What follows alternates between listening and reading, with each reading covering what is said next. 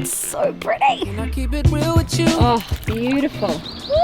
Oh, love this spot. Love it, love it, love it. Guys, it's fine. Stop panicking. The first and only campsite I've seen in Japan that's completely free. It is about 10 a.m. and I'm really excited today because I am heading to one of my favorite areas that's kind of close-ish to Osaka. Close-ish. It's 3 hours drive away.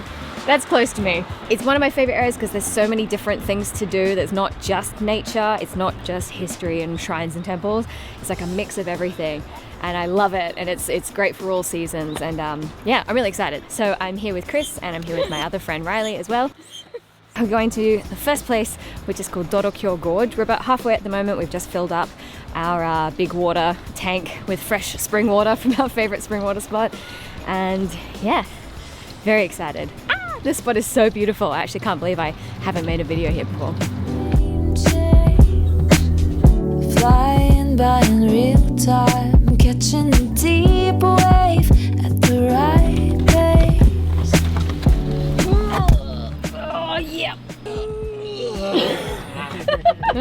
If you can't tell, we've been in the car for a while. Whoa! Let it show.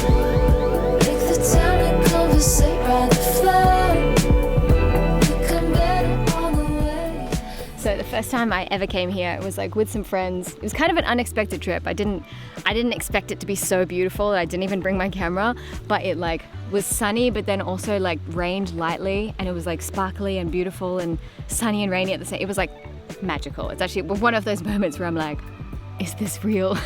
Everything's on such a grand scale. These cliffs are massive, and the water is so clear and beautiful. And then there were 2 ducks here last time as well, and it looked like that they were like mated for life, or you know, at least friends or something. Are you jumping in, Chris? Oh my gosh. How is it? Woo. Woo. Do you have any words apart from woo? Woo. Yeah, it's also like October 23rd today, so it's very, very much not in the summer season. I just can't resist a good swim. No, no, no, no, no, no, no! You got it on the lens, Chris. This spot is amazing. Riley didn't bring swimmers today, so he was just gonna wear his underwear. I don't know, man. I don't know if I can show this on YouTube. Big old. You're probably not going to be able to use this sensor. So like demonetized. Alright, let's go. Yeah. Seems smart. Oh my goodness. Is it cold? This last one. Guys, it's fine. Stop panicking. Okay. Riley, you have to put your foot up here. I need balance. Okay. Keeping calm, keeping cool, calm and collected. It's kind of worse when you're just dipping your nuts in a little bit. You know, it's almost like the worst thing you could be doing. Like the only thing that's in the water is my butt and my nuts. The movie laugh. Alright guys, come on. We're professionals. We're all stunt people. We're all stunt people. We should have phenomenal balance. I'm so pissed that I'm the only one that fell off. I was the only one in control.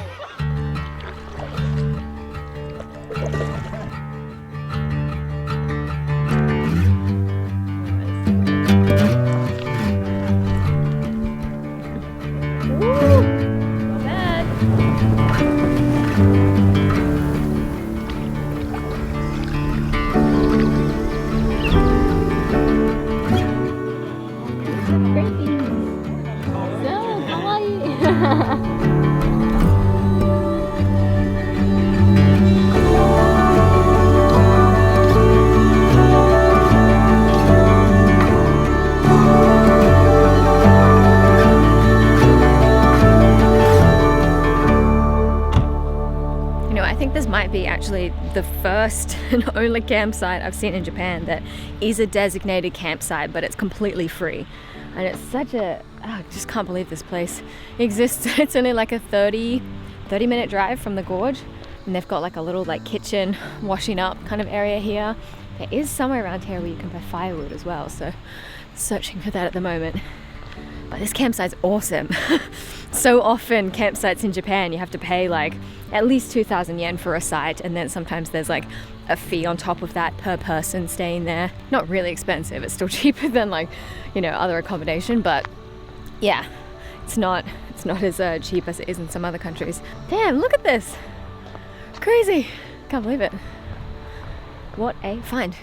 I found the Swedish torch, but it cost 1,000 yen, so I need to go back and put money in the box. This campsite has a rule that you're allowed fire because you can rent the fire, but then you have to like protect the ground. I don't really know what that means, so we bought like a fire mat that's supposed to like catch like bits of fire. We're putting rocks on top of that, and then we put the Swedish torch on top of that. I think it'll be fine, but these are all the rocks that I got, and that's the one rock that Chris got. I don't know if we need the big one. I mean, like, technically, like, his is almost the same surface area as all of yours. Oh, whoa, whoa, whoa. Thank you.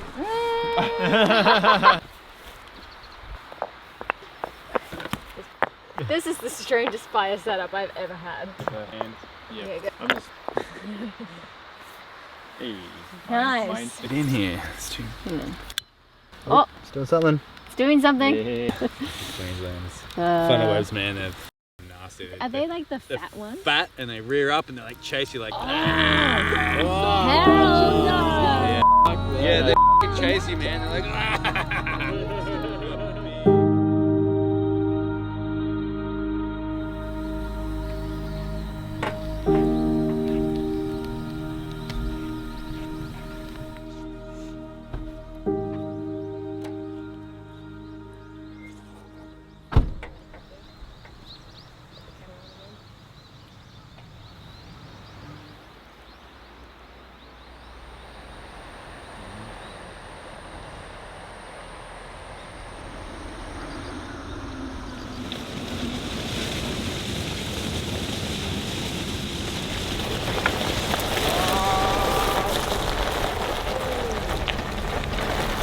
One of very few off-roading experiences you can have in Japan is driving on the riverbed.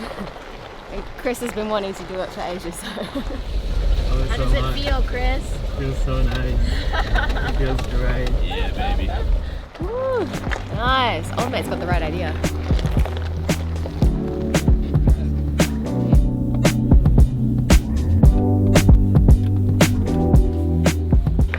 Not very far from where we were just camping, and also not far from the gorge, is Hongu Taisha Mae.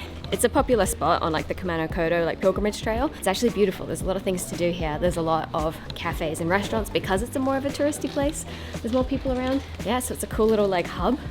I don't know, this area just has so much stuff to do in like a small space. It's awesome. Holy shit. Isn't it huge?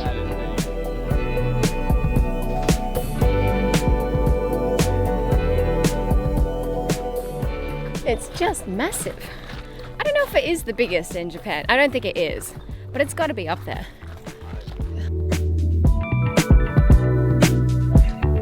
Yeah, I don't know if I would call this place like a hidden gem because it's very clearly popular because it's on the Kumano like hiking trail, but it's definitely a beautiful place to stop if you're like in the area in between hidden gems. Let's go. What was that?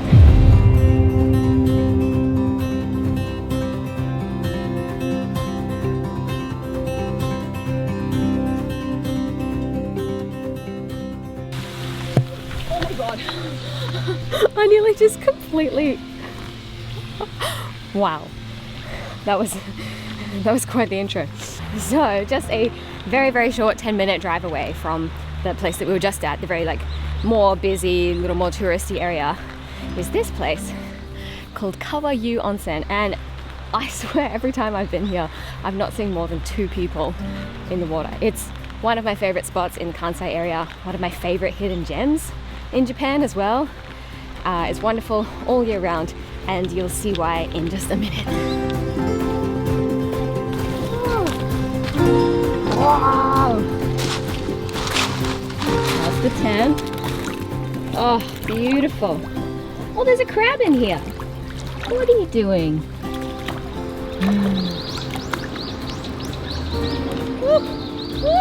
Oh, It's good, eh? it is good. Yeah, this bath is the best one.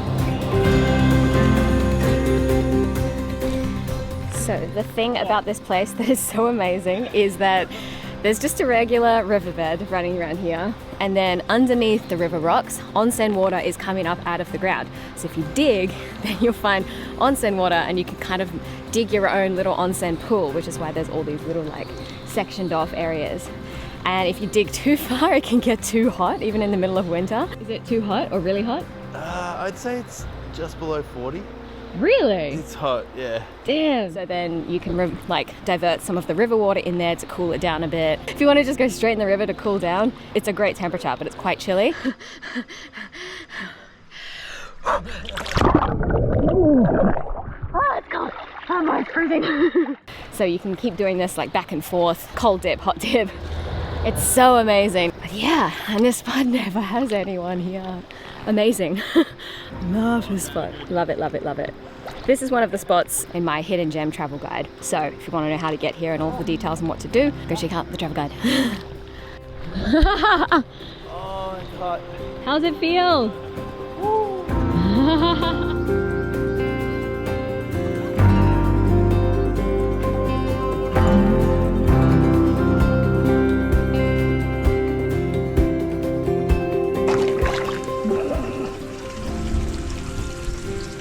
No. Normally the onsen water is up to the top, but I don't know, I guess someone pulled the plug or something. There's just like a little plug down there because natural onsen water just keeps coming in no matter what.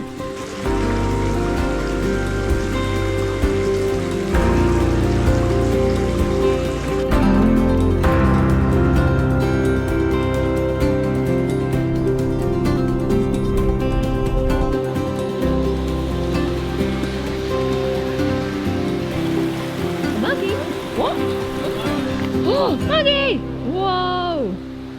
Monkey, monkey, monkey. Parkour. Wow. So at about 8-minute drive from the spot that we were just at, we've come to another onsen area called Yunomine Onsen, and there's quite a few tourists here. It's not too busy though, but they're all about to catch a bus, so it's gonna be just us in a minute. And yeah, it's just like a tiny little onsen town. There's like a little stream that runs through the middle, and a lot of onsen water pouring out here. You can see with like all of the minerals just like pouring down the side. It's a beautiful little temple here, and you can buy eggs from the store to cook in the water. So let's do it. Mama go, mama go.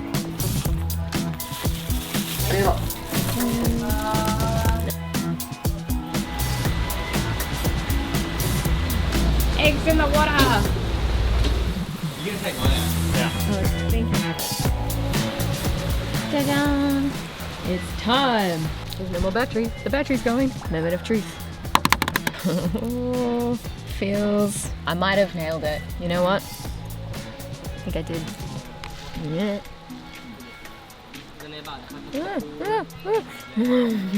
It's like the worst way to eat egg imaginable. But look at that. I think that's like the perfect amount. And then they also give you a little bit of salt as well. I can't really say if it like tastes more like an onsen, like if it gives it flavor, because onsen kind of just smells eggy. So I guess it's a pretty eggy egg. Tough to say. Yep. But delicious and fun. Interactive experiences. Stop. Sounds so lame. You know how to party. Sorry. You want to have a wild time? Come to this town, man. So there it is, my absolute favorite place in all of Kansai, and I hope that it's obvious to you why this would be my favorite place, and that there's just so many amazing little towns and like unique nature and just beautiful sights all really close together in the one area. It's truly amazing. Like, I've lived in Osaka for a number of years, for like 8 years now, but I actually only discovered this area like, I don't know, like 2-3 years ago, maybe during COVID when I couldn't go anywhere else. And yeah, like all of these places are just within a few hours drive from Osaka, which is truly amazing, and yeah, I've been many times. I'm actually going back to this area again in like 3 days time. Yeah, I know, sorry, I filmed this video in like October, but it's just been so busy I haven't been able to edit it all in time, and now it's finally going out with the help of Chris editing this video. Well done, Chris. I'm going back to this place again in like a few days time, and it's obviously January now, end of January, so I'm gonna be able to see it in a completely different season and going to different areas, different towns, and I'm really looking forward to it because it's just, this place, this area, it has so much to offer. It's amazing. I think if this was close to Tokyo, it would be like way more packed than it is, but because it's close to Osaka, it's still kind of like, still not many people, which is good. Great for us. Anyway, all of the places that I went to in this trip are accessible by public transport except for Dorokyo Gorge. Unfortunately, I tried to find a way. I was searching for like public buses. I was like, what if you hitchhike? What if you get a cab? I mean, like, you could get a cab, sure, but it would be very expensive, and then like, how do you get out? I'm really sorry, unfortunately that one is not accessible by public transport, but Yunomine Onsen and Kawayu, they are accessible by bus, but unfortunately like the buses, because it's such a mountainous area, like there's no trains that go through the center of Wakayama, so the buses have to drive down these little mountainous roads and it can take quite a while, so having a car will definitely help you. I think I'm going to make a video soon about things to expect while driving in Japan, because I'm such an advocate for it and I want more people to drive in Japan because it can take you so much further. Kawayu especially is just one of those places that is always beautiful, no matter the time of year, especially in winter. So right now, I can't remember exactly the dates, but they do something called a sennin buro, which literally translates to 1,000 people bath. Like, they create this giant onsen, but it's still out on the riverbed. So instead of having to like stand out there in the freezing cold in the winter, like trying to dig your own little onsen, you can just go straight into this public onsen, 1,000-person bath. I don't know if there's really 1,000 people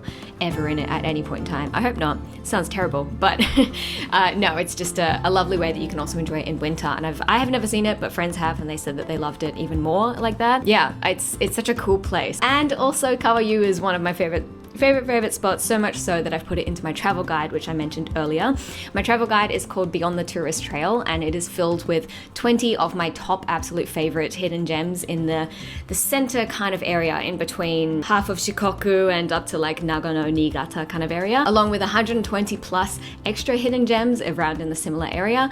And there's interactive things that you can click on, and it opens up different maps and bus schedules. I've translated entire bus schedules so that nothing is left up to Google Translate. You don't have to do any of that because I've done it all for you. Figured out all of the ways that you can get there with public transport, including Kawayuu Onsen. So if you'd like to check out this place and you really want to like simplify the process, go and check out my travel guide. The link is in the description down below. It's available on my website. And that's all I've got to say. If you like this video, please leave a like, and if you want to see more, subscribe. Follow me on Instagram, and there's Patreon, and I think that's it actually.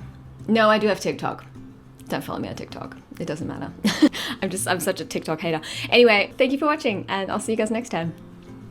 Bye. Meow meow.